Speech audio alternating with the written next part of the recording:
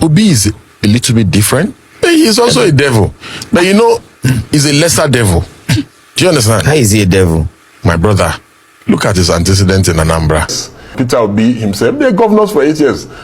What did you do? The political permutations. Northerners are not likely to trust a Peter Obi. Even if he swears in a shrine, the Northerners will not believe him. And they will not, I don't see them also supporting him or voting for him. Why is Deji Adeyanju back attacking Peter Obi? After saying he won't again, Obi's lawsuit explained, Nigerians, something strange is happening again in our political space.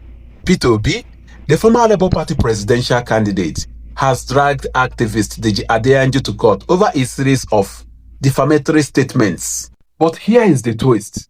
Deji once publicly vowed that he would stop attacking Peter Obi. So why is he back, firing shots even harder than before? Who pushed him? What changed? And what does this lawsuit mean for the battle ahead of 2027? Stay with me, because the story is more than just a court case. It is about truth, propaganda, and the power struggle shaking Nigeria. Let's start from the beginning. For years, Deji Adeyanju has positioned himself as a fearless activist, always speaking against government excesses. But along the way, he seemed to develop a special obsession with Peter Obi. Time and time again, Deji has accused Obi of hypocrisy, of being no different from other politicians, of lying to the people, and Nigerians noticed. In fact, the backlash became so strong that months ago, Deji himself admitted, I will stop talking about Peter Obi because people think I am obsessed with him. Yes, he actually said it.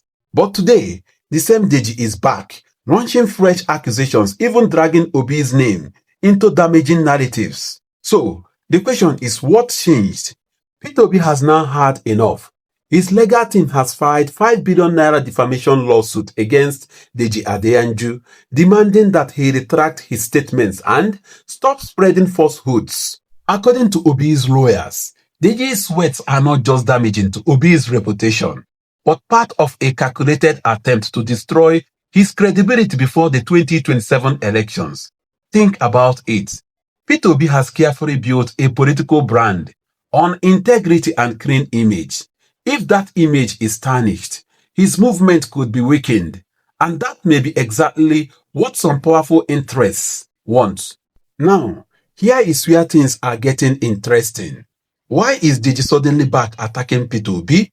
Did he wake up one morning and decide to break his promise? Or could it be that political forces behind the scenes are activating him again? Remember, Nigeria is already heating up for 2027. The ruling APC is fighting to retain power. The PDP is secretly plotting to come back. And Peter Obi, though without strong party machinery, remains the single biggest threat to both. So ask yourself, could Deji be praying into the hands of those who want Obi destroyed before the real campaign even begins? Or is this just his personal grudge against Obi? Nigerians are debating this everywhere, from Twitter to beer parlors to church gatherings. The reactions have been divided. Some Nigerians say, Obi is right. Enough is enough.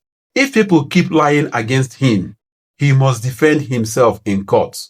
Others argue that Obi should ignore Deji because responding only gives him more relevance. But there is a third camp, and they are the most suspicious. They believe this is not really about Deji. It is about a wider plot to use voices like his to weaken Obi's influence before 2027. And when you think about it, that suspicion is not far-fetched. The lawsuit is more than just a personal fight. It could become a landmark case in Nigeria. If Obi wins, it sends a clear warning. You cannot just fabricate stories against politicians without consequences. But if Deji escapes, it could embolden even more smear campaigns.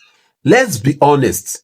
In Nigeria political jungle, propaganda is often more powerful than policy.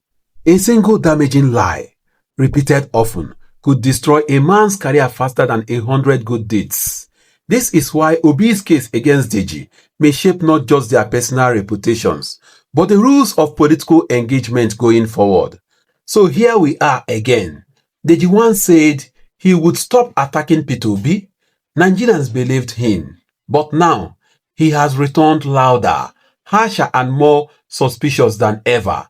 Is he acting alone, or is this the hand of unseen political powers preparing the battlefield for 2027? Whatever the truth may be, one thing is clear. The fight is bigger than two men.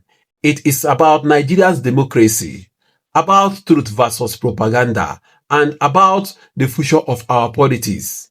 So, let me ask you, do you think Deji Adeyanju is being used to destroy Peter Obi's credibility, or is he just following his own ego? Drop your thoughts in the comments, because the debate is only just beginning. A governor of a state for 8 years, Peter Obi himself, they're governors for 8 years. What did you do? If your state is not a mini Dubai or a mini Los Angeles. If Obi does get the ticket, for example, what are his chances against it? Well, unfortunately, this argument did not fly during the last election. What if it does fly this time around? It won't fly this time around. The political permutations, Northerners are not likely to trust a Peter Obi. Like, even if he swears in a shrine, the Northerners will not believe him. And they will not, I don't see them also supporting him or voting for him.